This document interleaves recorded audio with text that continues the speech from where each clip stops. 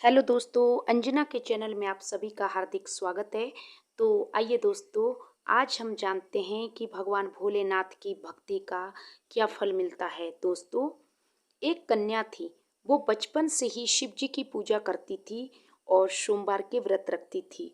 दोस्तों, जब वह कन्या बड़ी हुई तो उसके माता पिता ने उसकी शादी एक योग्य वर के साथ करा दी।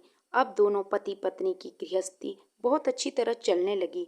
उन दोनों का एक बेटा भी हुआ। बेटा भी बहुत होनहार था। दोस्तों, दोनों पति पत्नी शिव जी की बहुत पूजा करते थे। उस महिला ने अपने पति को भी शिव की पूजा में रंग दिया था। दोस्तों, जवानी गई, बुढ़ापा आ गया।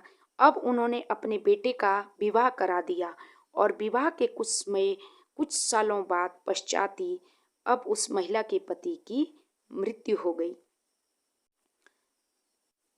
अब कुछ सालों बाद भी वो महिला बूढ़ी हो रही थी, लेकिन शिव जी की पूजा करना उसने नहीं छोड़ा। अब उस महिला की जो बहू आई, वो बहुत ही दुष्ट वृत्ति की थी। हर समय झूठ बोलना, षड्यंत्र करना, चुगली करना उसका नियम था। और वृद्धा को भी बार बार ताने देती रहती थी कि फ्री का खाती रहती है, काम काज कुछ करती नहीं है। दोस्तों, एक दिन क्या हुआ कि उसने अपने पति से कहा, उस बुढ़िया के बेटे से कहा कि ये जो आपकी माता जी हैं, ये काम काज कुछ घर का करती नहीं, आप इनको वृद्धाश्रम में छोड़कर आ जाएं, मैं इसको नहीं रख सकती। बेटे ने गुस्सा किया तो पत्नी ने कहा कि ठीक है, अगर आप अपनी माँ को वृद्धाश्रम नहीं छोड़ेंगे तो मैं अपने बच्चों सहित मर जाऊंगी। अब बेचारा बेटा क्या करता, परंतु आपकी माँ को नहीं रखूंगी। अब बेचारा बेटा बहुत परेशान हो गया। उसने कहा ठीक है, मैं कल ही माँ को वृद्धाश्रम छोड़ आऊंगा। कुछ समय पश्चात अब ये सब बातें वो वृद्धा सुन रही थी, वो बुढ़िया सुन रही थी। वो रोती हुई बुढ़िया, जो उसके कमरे में उसके पति की, मरे हुए पति की तस्वीर थी, उससे वो अक्सर बातें करती रहती थी और बहुत ज़्यादा उस तस्वीर के सामने रोई कि आप मुझे अपने साथ क्यों नहीं लेकर गए। मैं वृद्धाश्रम नहीं जाना चाहती, बेटा बहू मुझे वृद्धाश्रम में छोड़ना चाहते हैं। मैं मर जाऊंगी पर वृद्धाश्रम नहीं जाऊंगी। ऐसा कहते कहते वो वृद्धा सो गई। रात को सपने में उसका पति साक्षात आया और कहा कि तुम क्यों दुखी हो, तुम तो शिव जी की बहुत बड़ी भक्त हो और शिव जी की कृपा का फल है कि आज मैं साक्षात तुमसे मिलने आया हूँ, तुमसे बात कर पा रहा हूँ। तुम ऐसा करो, एक बार इस अलमारी से जितना धन मांगोगी तुम्हें उतना धन प्राप्त हो जाएगा। तुम इस अलमारी को खोलना और जितना धन तुम्हें चाहिए वो सारा धन एक बार ही केवल मिलेगा।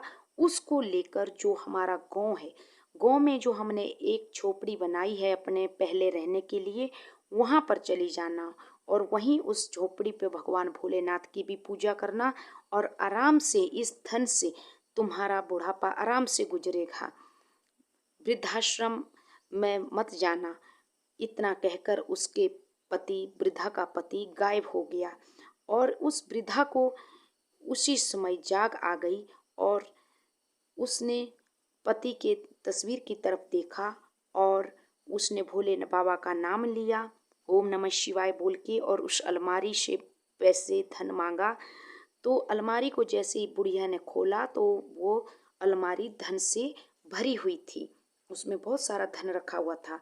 वृद्धा उस धन को समेटने लगती है, बैग में भरने लगती है। तभी उसकी बहू की नींद खुल जाती है कि बुढ़िया अभी तक लाइट क्यों जला रही है। और वृद्धा के पास आकर उसने दरवाजा खुलाया और पूरा बैग भरकर धन बुढ़िया का उसने देख लिया। अब उसने अपने पति को फोन करके बताती है कि तुम्हारी माँ ने बहुत सारा धन रखा है, हमारे को धन देती नहीं है, हमारा घर चलना मुश्किल हो गया है और खुद पूरा धन छिपाकर अपनी अलमारी में रखा है, अभी बैग भर रही है, इससे ये धन छीन लो।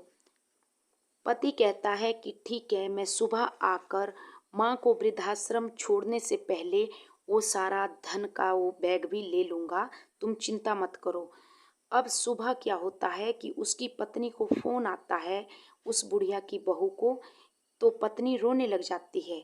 बुढ़िया ने पूछा तो बताया कि आपके बेटे का बहुत भयंकर एक्सीडेंट हो गया है, हॉस्पिटल पर जाना है, उनको हॉस्पिटल पर किसी ने पहुंचा दिया है।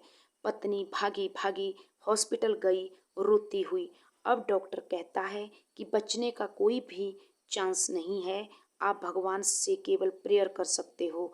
वृद्धा जो बुढ़िया माँ थी वो भगवान शिव को ज्योत जलाकर कहती है कि भगवान, आपने जो ये सारा धन मुझे दिया है ना रात को, आप ये पूरा धन रख लो, पर इसके बदले में मुझे मेरा बेटा लौटा दो। मैंने जो पूरी उम्र भर आपकी भक्ति की है उससे मेरे बेटे को जीवन दान दे दो और ये सारा धन आप वापस ले लो। अब क्या होता है दोस्तों कि उसी समय वो सारा धन का बैग गायब हो जाता है, धन और बैग खाली रह जाता है। अब बुढ़िया हॉस्पिटल पहुंचती है और बेटे पर हाथ फेरती है, उसके सिर पर।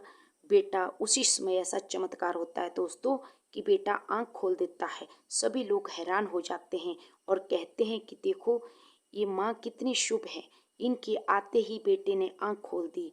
अब कुछ सप्ताह बाद बेटा घर पर आ जाता है, हंसी खुशी दिन बीतने लगते हैं। तो जब बेटा की तबीयत थोड़ा ठीक हुई तो बुढ़िया अपना बैग उठाकर कहती है कि ठीक है बेटा बहू, तुम दोनों आराम से रहो, मैं घर छोड़कर जा रही हूँ। और बहू, जो धन तूने देखा था बैग में वो मेरा नहीं था, वो मैंने भगवान ने मुझे दिया था और मैंने उस धन को भगवान भोले बाबा को ही लौटा दिया है और उसके बदले में मैंने अपने बेटे की ज़िंदगी मांग ली है। अब मेरे पास बहू कोई भी धन नहीं है और मैं वृद्धाश्रम नहीं जाना चाहती। अब मैं अपने गांव वाली जो मेरे पति ने झोंपड़ी बनाई है, मैं वहीं रहना चाहती हूँ, अपना शेष जीवन वहीं पे व्यतीत करना चाहती हूँ। ऐसा सुनकर उसके बेटे की आंखों में आंसू आ गए और बेटा बहू दोनों बुढ़िया के पांव पकड़ लिए और जोर जोर से रोने लगे कि माँ, हमें माफ़ कर दो, हमारी बुद्धि भ्रष्ट हो गई थी, आप आज से हमारे साथ यहीं रहेंगी। माँ तो माँ होती है दोस्तों। बुढ़िया माँ ने उनको माफ़ कर दिया और उस दिन के बाद पूरा परिवार मिलकर वहीं रहने लगा। तो देखा दोस्तों आपने, भगवान शिव की भक्ति देर सवेर अपना असर छोड़ती है। आजकल सावन माह चला है और भगवान भोले बाबा की इसी तरह आप सब भी भक्ति करें। तो thank you, please subscribe me my channel. Thank you.